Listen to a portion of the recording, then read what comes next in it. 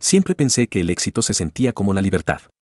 Imaginaba que tener dinero significaba no tener que preocuparse por si la tarjeta pasaría en el supermercado o si el coche aguantaría un mes más sin reparaciones.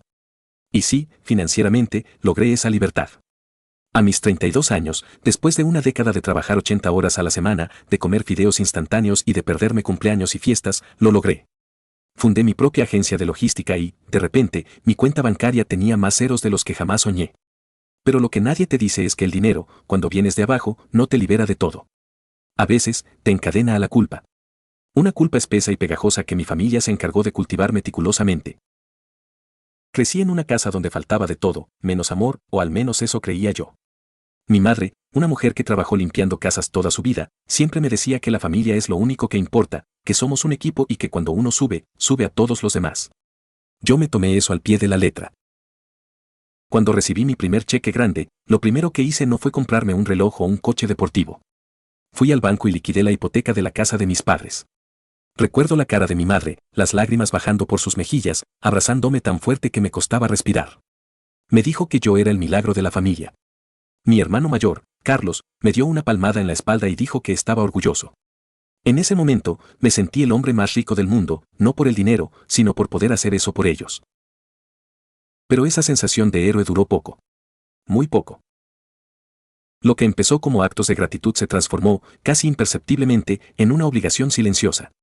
Al principio eran cosas pequeñas. Carlos me pedía $500 para arreglar su coche. Luego, mi madre necesitaba un tratamiento dental especial que el seguro no cubría. Yo pagaba. Siempre pagaba. Lo hacía con gusto porque, en mi cabeza, yo les debía mi éxito. Sin embargo, las peticiones empezaron a escalar. Ya no eran necesidades, eran caprichos disfrazados de urgencias. Carlos quería invertir en un negocio de criptomonedas que sonaba a estafa desde el principio. Cuando me negué cortésmente, explicándole los riesgos, la atmósfera en la cena familiar cambió drásticamente. El aire se volvió pesado. Mi madre dejó caer los cubiertos con un estruendo innecesario y suspiró, mirando al techo como si buscara paciencia divina. Me dijo que el dinero me había cambiado. Que ya no era su hijo humilde, sino un empresario arrogante que miraba a su propia sangre por encima del hombro. Esas palabras me dolieron más que cualquier golpe físico. Esa noche no pude dormir. La culpa me comía por dentro. ¿Estaba siendo egoísta? ¿Acaso no tenía ese dinero ahí, parado en el banco? Terminé transfiriendo el dinero a Carlos al día siguiente solo para recuperar la paz. Por supuesto, el negocio fracasó en 2 semanas y el dinero se esfumó, pero nadie habló de eso. La dinámica se volvió tóxica. Cada vez que iba a visitarlos, sentía un nudo en el estómago. Ya no me preguntaban cómo estaba, o si estaba cansado, o si era feliz. Las conversaciones giraban en torno a lo difícil que estaba la vida para ellos y lo fácil que era para mí.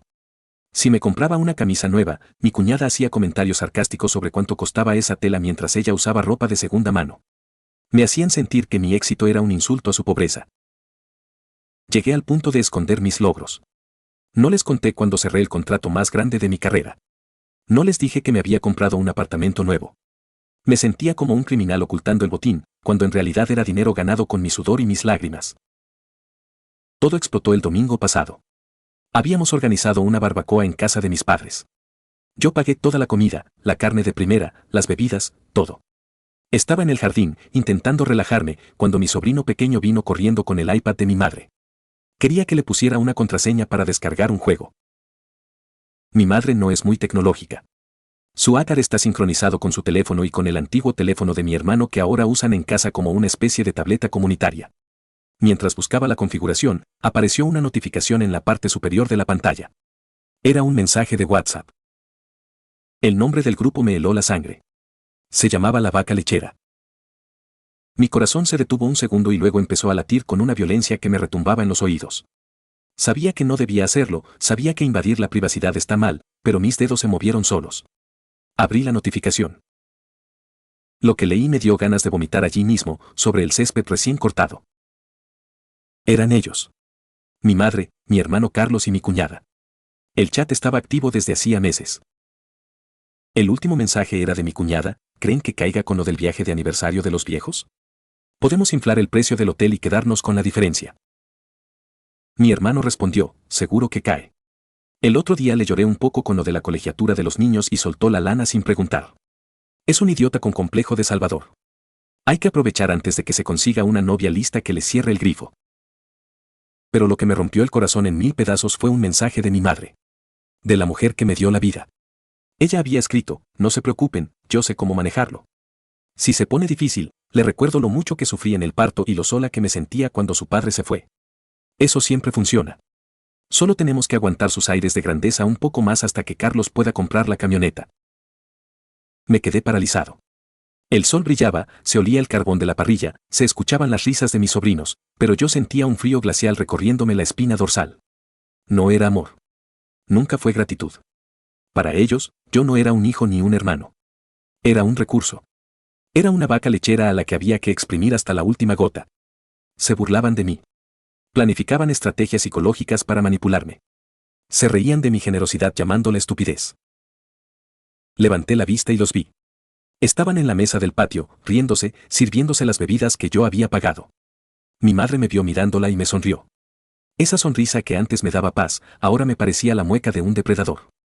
Me hizo un gesto con la mano para que me acercara. Dejé el iPad sobre la mesa auxiliar con una calma que no sentía.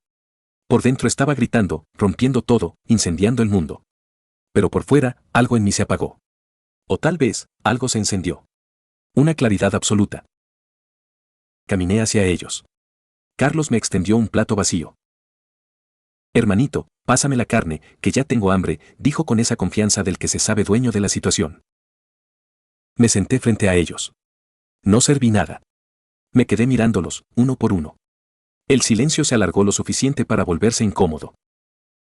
¿Pasa algo, hijo?, preguntó mi madre, poniendo esa cara de preocupación ensayada que ahora reconocía como parte de su guión.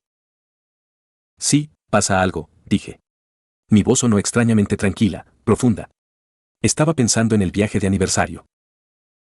Los ojos de mi cuñada brillaron con codicia instantánea. Carlos dejó el tenedor. Ah, sí. Estuvimos viendo opciones, dijo mi cuñada rápidamente. Es un poco caro, pero tus padres se lo merecen, ¿verdad? Claro, respondí, manteniendo el contacto visual con mi madre. Se merecen todo. Por eso estaba pensando en organizar yo mismo todo. Pagar directamente al hotel, a la aerolínea. Sin intermediarios. Para asegurarme de que no haya comisiones ocultas. Vi cómo se tensaban. Un ligero pánico cruzó la cara de Carlos. Bueno, no te molestes tanto, dijo él. Danos el dinero y nosotros nos encargamos, tú estás muy ocupado con tu empresa. No, tengo tiempo, insistí. De hecho, tengo tiempo para revisar muchas cosas. Como por ejemplo, mis inversiones pasadas. Esa inversión en criptomonedas, Carlos. O el tratamiento dental, mamá. Mi madre se puso pálida. ¿De qué estás hablando?, dijo ella, con un tono defensivo. ¿Nos estás echando en cara lo que haces por tu familia? No, dije, y saqué mi propio teléfono.